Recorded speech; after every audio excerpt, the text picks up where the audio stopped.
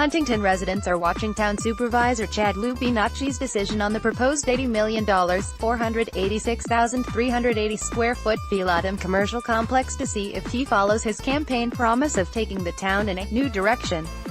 The development at the border of Dix Hills and Elwood requires a zoning change from residential to commercial on a roughly 50-acre parcel of undeveloped land on Jericho Turnpike at the northeast corner of Manor Road. Residents say the impact on traffic and groundwater could be catastrophic. Andrew Kaplan, an Elwood resident helping lead a coalition opposing the project, said the New Direction campaign signaled hope for many who have been concerned about the town becoming overdeveloped. An artist's rendering of a proposed library for the Villadom project.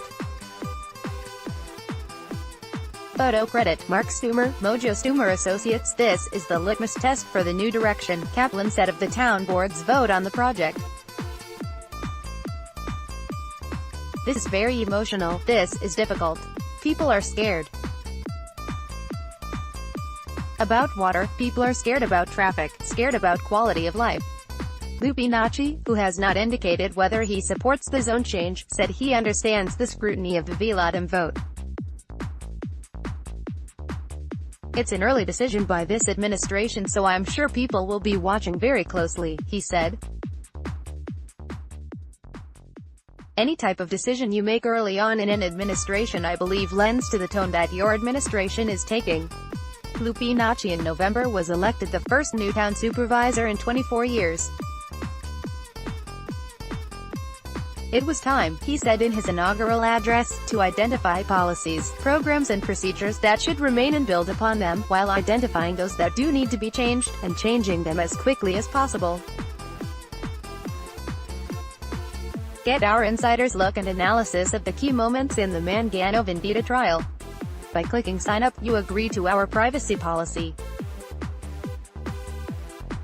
In the January speech before a packed auditorium at Walt Whitman High School, he told the crowd town officials would begin putting into action a mandate to preserve the keys to what has made Huntington such a desirable community over the years to live, work and raise a family.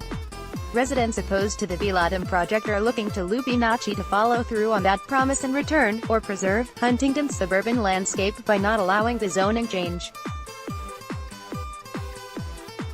Great Neck-based developer Chris Torkin, the president of Villadom Corp., wants to build the mixed-use shopping center that would include approximately 245,000 square feet of professional office, including a 90,000 square foot health fitness center, about 240,000 square feet of retail, commercial space, and a 15,000 square foot library gifted to Elwood Library. Other community benefits include tax revenues to the Elwood School District, town, and county, and the creation of new jobs. A rendering of the proposed library branch that would be part of the Villadom project on the Elwood-Dix Hills border.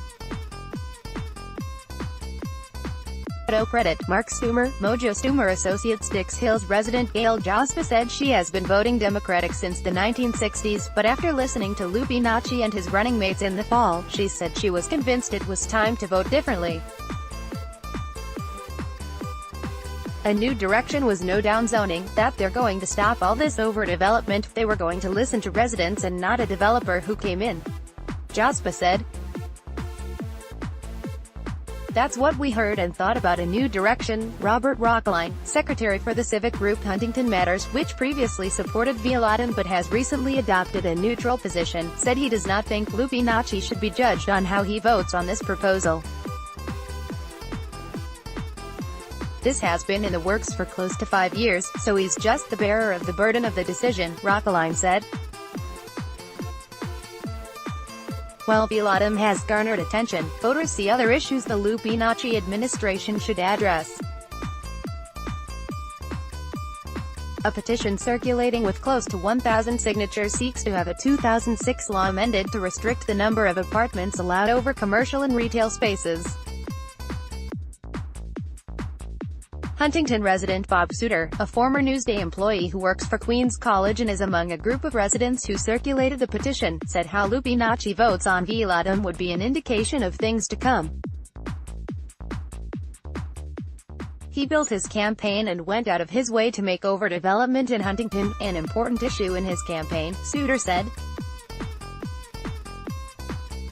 A public hearing on Villadom will be held Thursday at 7 p.m. at Elwood Middle School, or 78 Elwood Road. The board has 90 days after the hearing to vote.